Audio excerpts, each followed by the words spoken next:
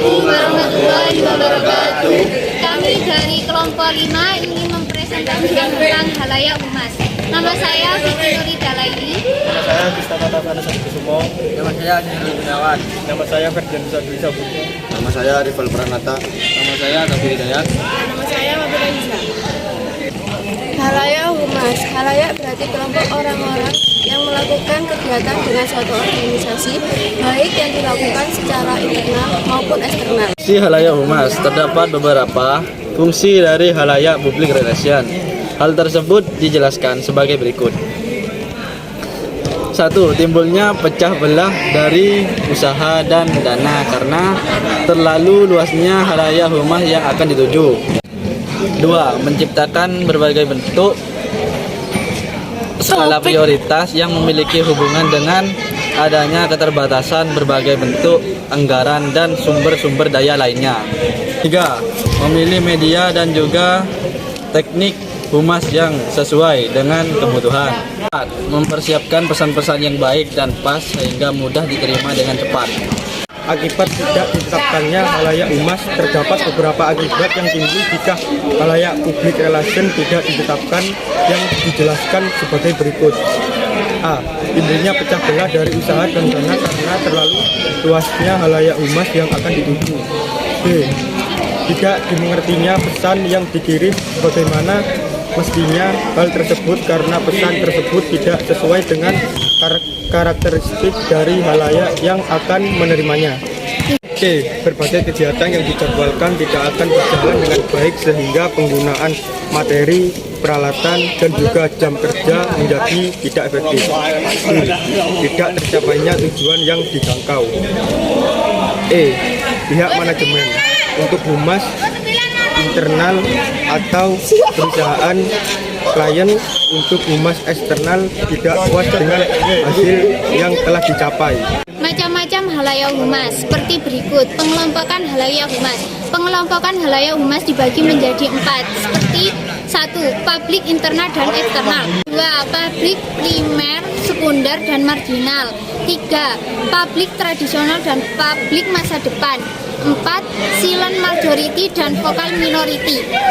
Halayak humas, public relation eksternal halayak dan humas eksternal dibagi menjadi berikut. Hubungan distribusi dealer.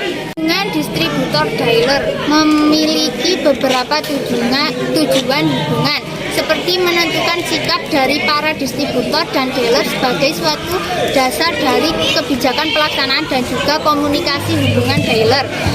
2. Menciptakan kesepahaman yang baik dengan para distributor dan dealer dengan melalui penjelasan kebijaksanaan dan pelaksanaan manajemen. 3. Memberikan kepercayaan pada dealer dan distributor. 4. Mampu membentuk distributor dan dealer dalam hal peningkatan menjual. 5. Membantu dan dealer dalam pelaksanaan produk. 6. Mengawasi manajemen pelaksanaan efektivitas rencana program perusahaan sepanjang hal tersebut berkaitan dengan hubungan para dealernya.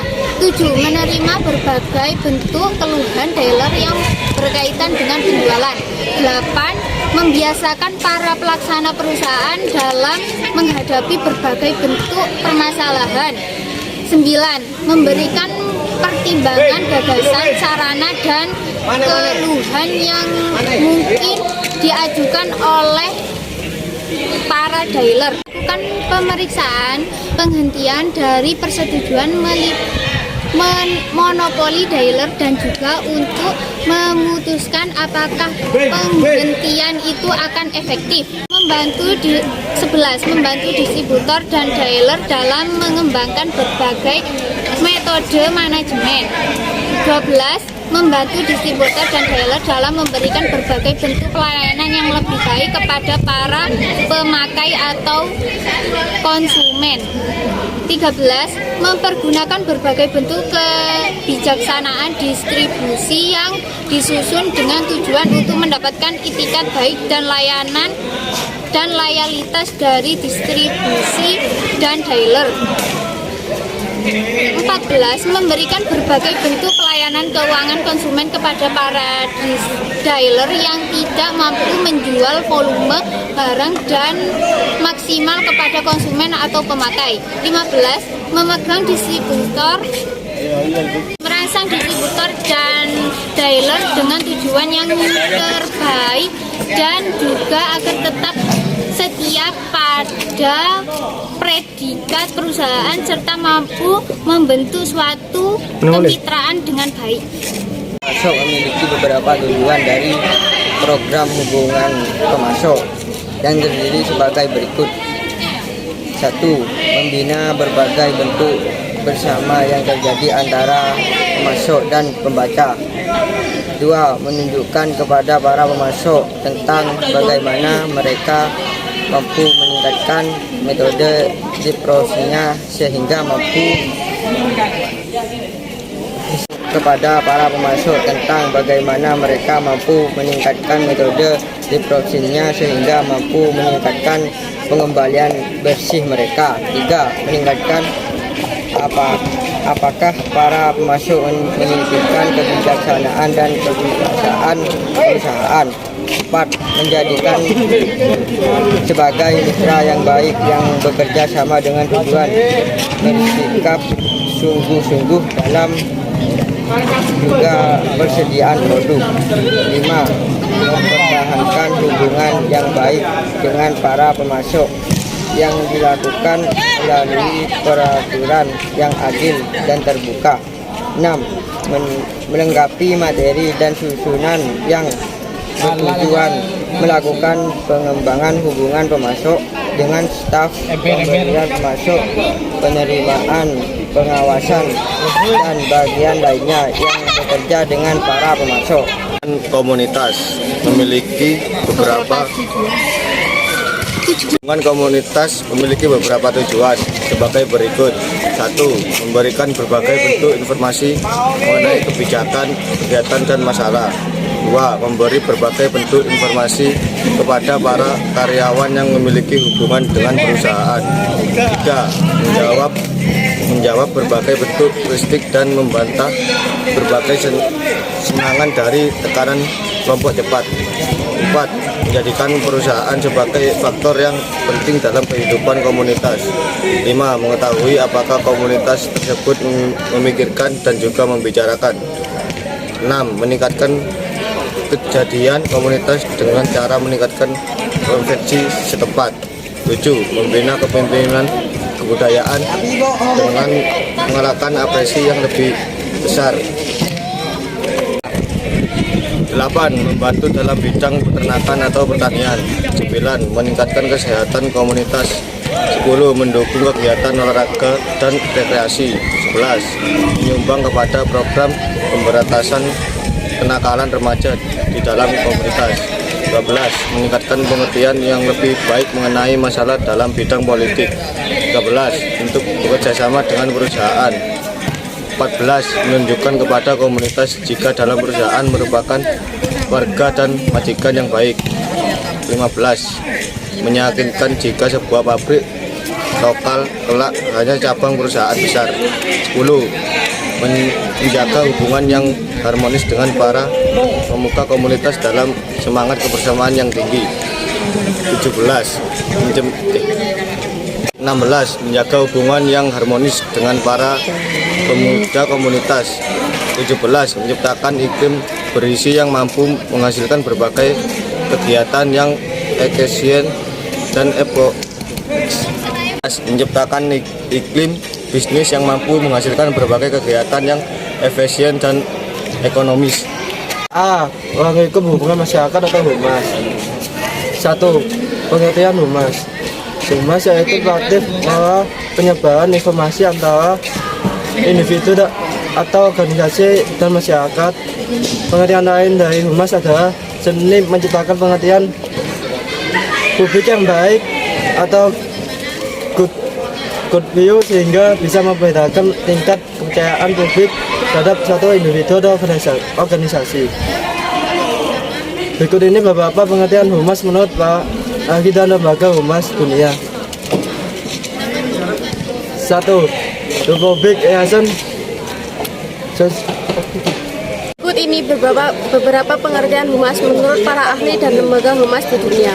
The Public Relation Society of America.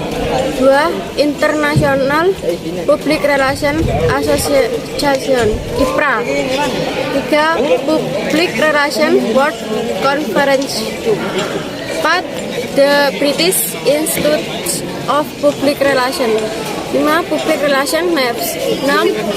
Schultip, Cantor, dan Brom. Ada 4 ciri-ciri utama humas yang disebut sebagai karakteristik humas, diantaranya sebagai berikut. Adanya upaya komunitas yang bersifat dua arah. B. Sifatnya yang berencana. C. Berorientasi pada organisasi atau lembaga. D. Sasarannya adalah publik. 2. Perkembangan humas di dunia.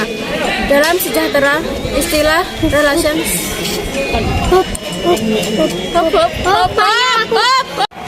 Hitung ya. Di loro telu. Perkembangan humas di dunia.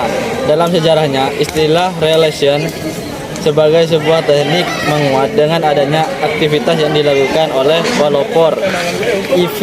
Ledbetter Lee yang tahun 1906 hasil menanggulangi kelumpuhan industri batu bara di Amerika Serikat. Dengan sukses atas upayanya ini diangkat menjadi the father of public relation.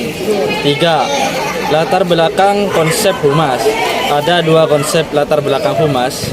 Konsep tradisional dari suatu bisnis, konsep modern dari suatu bisnis.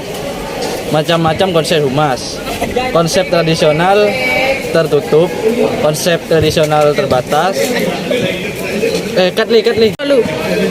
Macam-macam konsep humas. 1. Konsep tradisional tertutup.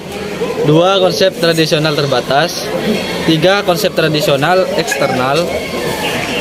4. Konsep modern terbuka. 5. Konsep modern tersebar luas. Tujuan humas: A. Terpelihara dan terbentuknya saling pengertian. B. Menjaga dan membentuk saling percaya. C. Memelihara dan menciptakan kerjasama. 5. Tugas dan fungsi humas. 1. Mengintegrasikan, menganalisis, dan mengevaluasi kecenderungan perilaku publik. Kemudian merekomendasikannya kepada manajemen untuk meneruskan kebijakan organisasi lembaga. 2. Mempertemukan kepentingan organisasi atau lembaga dengan kepentingan publik. 3. Mengevaluasi program-program organisasi atau lembaga khususnya yang berkaitan dengan publik. Pertama, humas. 1. Menimbulkan dan mengembangkan hubungan baik antara lembaga dan organisasi. 2. Menilai dan menentukan pendapat umum yang berpikiran dengan organisasinya. 3. Memberi saran kepada pemimpin tentang cara-cara mengandalkan pendapat umum sebagaimana mestinya. 4. Menimbulkan motivasi dan menimbulkan motivasi dan partisipasi publik dalam rangka menciptakan iklim pendapat publik yang menguntungkan organisasi atau lembaga. 5. Menggunakan komunikasi untuk mengagumi pendapat umum. 6. Peran humas. 1. Expert practical communication. 2. Problem solving process tinggi indikator. 6. Communication facilitator. 4. Technician communication. 7. Macam-macam humas. A. Humas pemerintah. B. Humas industri dan bisnis. 8. Aspek-aspek humas. Pentingnya aspek pelayanan untuk public relation. B. Pentingnya aspek komunikasi untuk public relation. C. Pentingnya aspek kesetiaan untuk public relation. D. Pentingnya aspek produktivitas untuk public relation. E. Pentingnya aspek etika dan moral untuk public public relation. 9. Proses tahapan kerja public relation. A. Fact finding. B. Planning decision. C. Communication. D. Evaluation. 10. Manfaat public relation. A. Manajemen krisis. B. Penerbitan desktop. C. Identitas perusahaan. D. Hubungan parlementer. E. PR finansial. B. Regulasi bidang kehumasan. 1. Pengertian regulasi. Regulasi adalah mengandaikan perilaku manusia ke masyarakat dengan aturan atau pembatasan. Ada beberapa aturan yang dijadikan pedoman dalam bidang kehumasan. 1. Undang-Undang Republik Indonesia Nomor 25 Tahun 2005 tentang Sistem Perencanaan Pembangunan Nasional. B. Undang-Undang Republik Indonesia Nomor 11 Tahun 2008 tentang Informasi dan Transaksi Elektronik. C. Undang-Undang Republik Indonesia 39 Tahun 2008 tentang Kementerian Negara. Halayak humas. Halayak atau publik. Halayak publik adalah atau orang-orang yang berkomunikasi dengan suatu organisasi baik secara internal maupun eksternal. 2. 8 halayak utama. 1. Masyarakat luas. B. Calon pegawai atau anggota. C. Pegawai atau anggota. D. Termasuk. E. Masyarakat keuangan. F. Distributor. G. Konsumen dan pemakai. H. Pencipta atau pemimpin pendapat. 3. Alasan-alasan penetapan halayak. 1. Untuk mengidentifikasi segmen halayak atau kelompok yang paling tepat untuk dijadikan sasaran suatu program kehumasan. B. Untuk menciptakan skala prioritas hubungan dengan adanya keterbatasan anggaran dan sumber-sumber daya lainnya. C. Untuk memiliki media dan teknik humas yang sekiranya paling sesuai. D. Untuk mempersiapkan pesan dan demikian rupanya akan ada. Halayak public relation. Halayak public relation dibagi menjadi dua, yaitu halayak internal public relation dan halayak public relation. A. Halayak publik internal public relation. 1. Hubungan dengan karyawan, employee relation. 2. Hubungan dengan memegang saham, stockholder relation. 3. Mengadakan pertemuan. B.